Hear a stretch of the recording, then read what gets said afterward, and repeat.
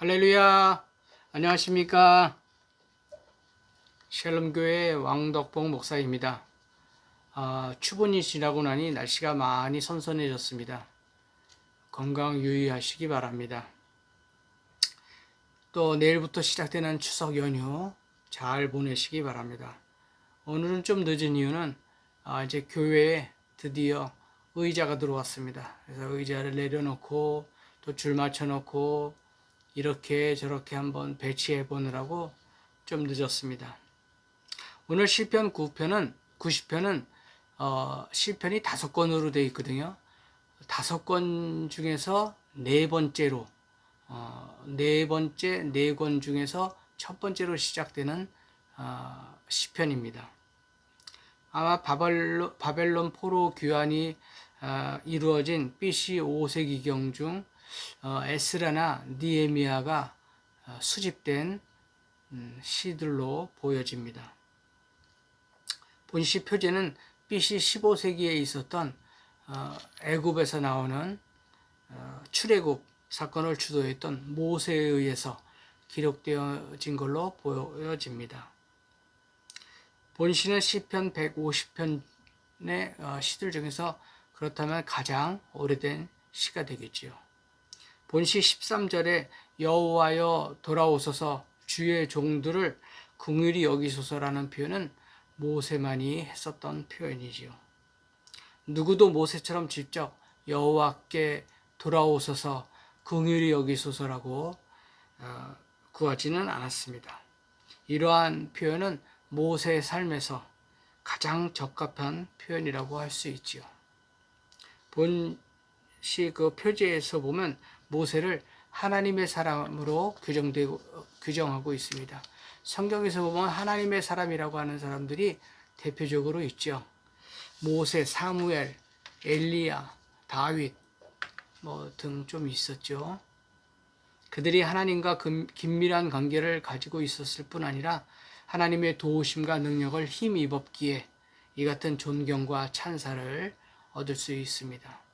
본시를 한마디로 정리하면 유한하고 연약하고 또 죄를 범할 수밖에 없는 우리 인간의 실상을 털어놓고 절대자이시며 창조자이신 여호와 하나님께서 진노를 거두시고 긍휼을 베풀어 달라고 하는 그러한 시입니다. 본시는 크게 세 부분으로 나누는데요. 전반부인 1절부터 6절까지는 창조주이시며 절대자이신 하나님께 인생의 한계를 인정하고 쏟아내는 내용입니다. 1절, 2절 보겠습니다. 1절과 2절은 시인은 하나님께서 절대자이며 창조주이심을 인정하는 표현이지요. 1절 거처라는 말은 하나님 품에 쉴 수 있는 집이나 위기를 피하는 피난처임을 인정하는 것이지요. 2절에서 시인은 하나님의 창조 및 권능 또는 그의 영원성을 부각시킵니다. 여기서 언급되는 산과 땅은 히브리인들에게 있어서 영원하고 또 견고한 것으로 결코 흔들림이 없이 요동침이 없이 실체로 여겨지는 것들이지요. 궁극적으로 이는 하나님께서 근본적인 인생의 거처와 피난처를 우리 이스라엘 백성들에게 또는 우리에게 주신다는 의미가 되는 겁니다. 3절, 4절, 3절부터 6절까지는 대조되는 하나님의 섭리와 인간의 한계를 관련지어 나타냅니다. 즉 인간을 티끌로 창조하신 하나님께서 인간은 티끌로 돌아가라고 하시는 것이죠. 이는 결코 짧은 인간의 한계와 흙으로 돌아갈 것으로 정해진 인간의 마지막 운명을 더 정확하게 나타낸 것입니다. 4절에서 시인은 허무하고 유한한 존재인 인간과는 달리 영원하고 무한하신 하나님의 면모를 시적으로 담고 있습니다.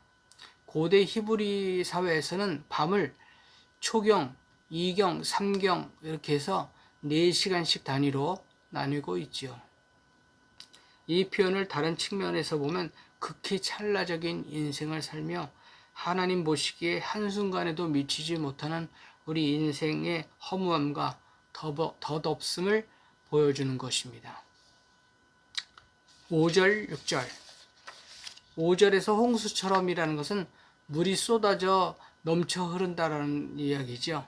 이 성경은 시편 77편 17절에 이렇게 2번 나옵니다.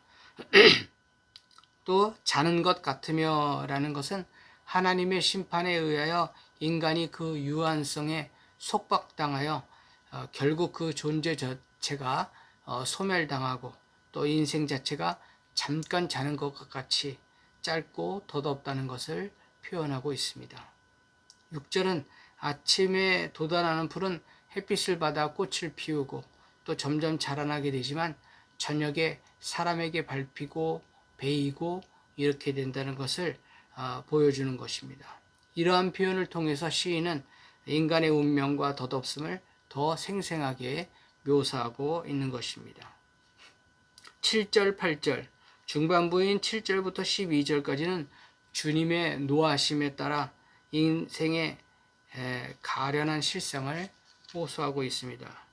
그 가운데서도 7절과 8절은 죄악을 드러내는 주의 진노 앞에 떨 수밖에 없는 인간의 나약한 실상을 보여주는 것이지요. 시인은 이러한 표현을 통해서 하나님의 절대성과 이에 반하는 인간의 한계와 유약함과 연약함을 보여주고 있습니다. 8절은 하나님의 분노의 원인이 되는 인간의 죄를 하나님께서는 어떻게 다루시는지를 이제 보여주고 있습니다. 다른 사람들이 보지 못하는 죄악, 심지어 자기 자신도 발견하지 못하는 어려운 죄악이 있음을 나타내는 것이지요. 그러나 이 모든 죄악은 불꽃 같은 눈으로 하나님께서 살피시는데 그 하나님 앞에 다 드러나게 되어 있습니다. 하나님 앞에서는 아무것도 감출 것이 없으며 또 그 모든 감춘 것이 백일하에 드러날 것임을 우리는 기억해야 합니다. 9절, 10절. 9절, 10절은 이와 관련하여 인생이 짧은 삶을 주의 진노 앞에 보내고 있음을 보여주는 것이죠. 그 가운데서도 9절은 인생의 덧없음을 강조하는 것입니다. 순식간이라는 것은 호흡과 소리를 의미하는 소리로서 한숨이라는 뜻을 가지고 있습니다. 죄를 범한 인간의 삶은 하나님의 분노에서 벗어날 수 없고 이처럼 하나님의 분노 가운데 사는 인간의 삶은 그 평생이 입으로 내쉬는 한숨같이 짧으며 금방 소멸하여 버리는 덧없는 인생을 말합니다. 10절은 인생의 무상과 덧없음에 관하여 입증하는 역할을 하지요. 본절에서 언급되는 바 인간의 수명은 마치 천년을 밤의 한순간으로 여기는 하나님의 무한 영원하심에 비교할 때 지극히 덧없음을 나타냅니다. 연수의 자랑이라는 것을 성경 버전으로 번역별로 보면 그 생애 전체, 그들의 자랑, 그들의 힘으로 표현되며 이 단어는 성경에서 한 번밖에 나오지 않습니다. 겨우 그러한 짧은 생밖에 살지 못하는 인간들이 자랑할 것은 수고와 슬픔뿐이며 이는 도무지 자랑할 것이 없다는 의미를 전달하고 있지요. 영원하신 하나님 앞에 극히 제한적이고 무능한 인간, 수고와 슬픔만을 안고 덧없이 살아가는 인간, 자기 의지와는 상관없이 죽음을 향해 전속력으로 달려가고 있는 인간, 그런 의미가 바로 마지막 후반부에 신속히 가니에서 가니에 라는 그 단어에 암시되어 있다고 볼 수 있습니다. 11절, 12절. 모세는 하나님을 향해서 주의 진노의 위력과 삶의 한계를 깨닫는 지혜로움을 구하고 있습니다. 인간이 하나님의 진노의 본질을 알지 못하기 때문에 하나님을 경외하며 경배하는 삶을 살지 못한다는 사실을 의미하는 것만은 분명합니다.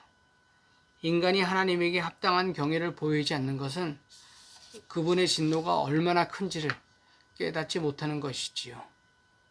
12절은 모세는 자기 생이 영원할 것처럼 여기면서 살아가고 있는 인간에게 인생이 유한하며 언젠가 죽는 존재임을 깨닫는 은혜를 허락해달라고 하는 그러한 하나님께 간구하는 것이지요. 가르치사라는 말은 당신이 철저하게 깨닫게 하여 주소서이란 말입니다. 그리고 깨달음의 결과는 지혜의 마음을 얻게 되는 것이지요.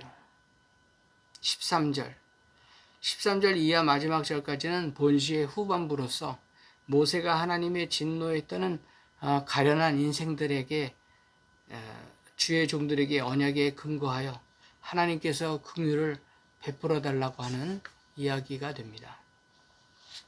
14절 가운데 상반절은 하나님의 은혜가 회복되어서 이스라엘 백성이 그 은혜 안에서 기뻐하는 삶을 살 수 있도록 허락해 달라고 하는 간구이지요.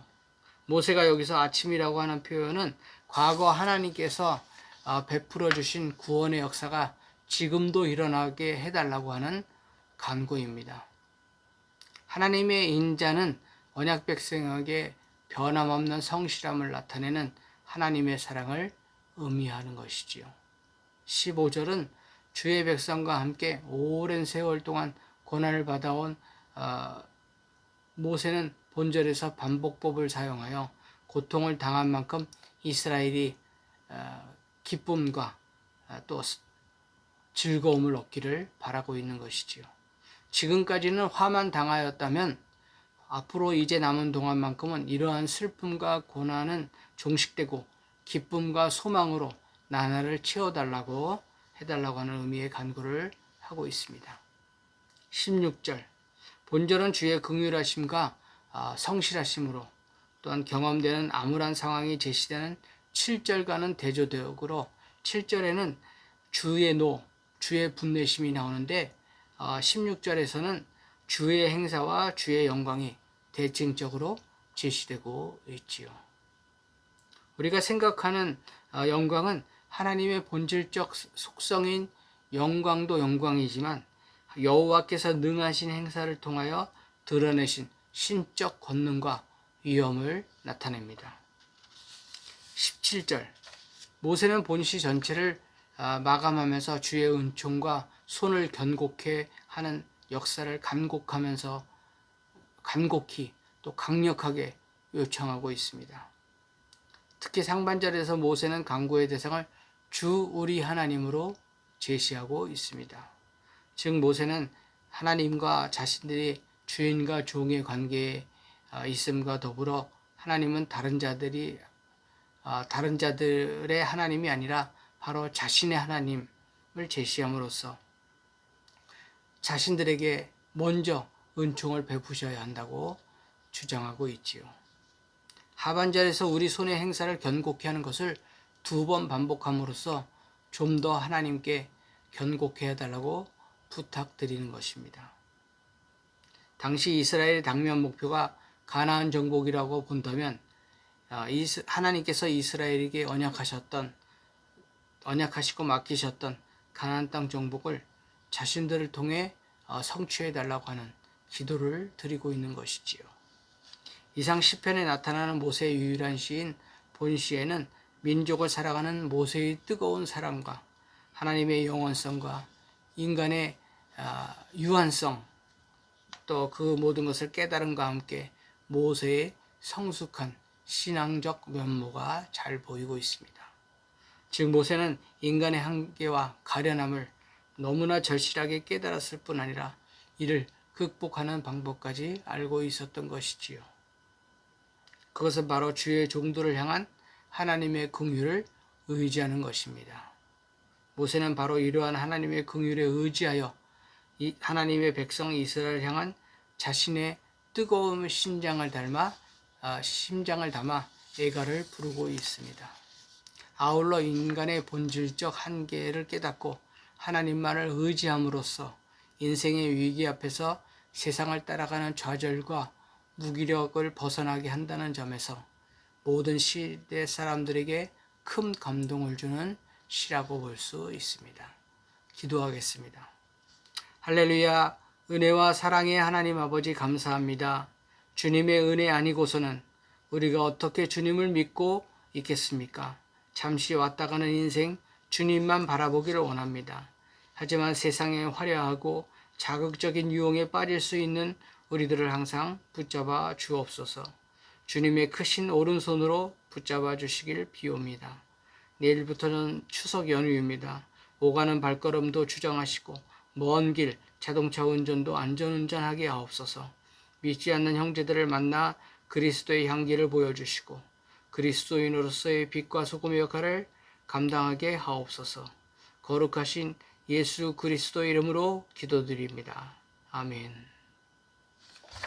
예수님과 함께 하시는 추석을 만드시기 바랍니다. 샬롬.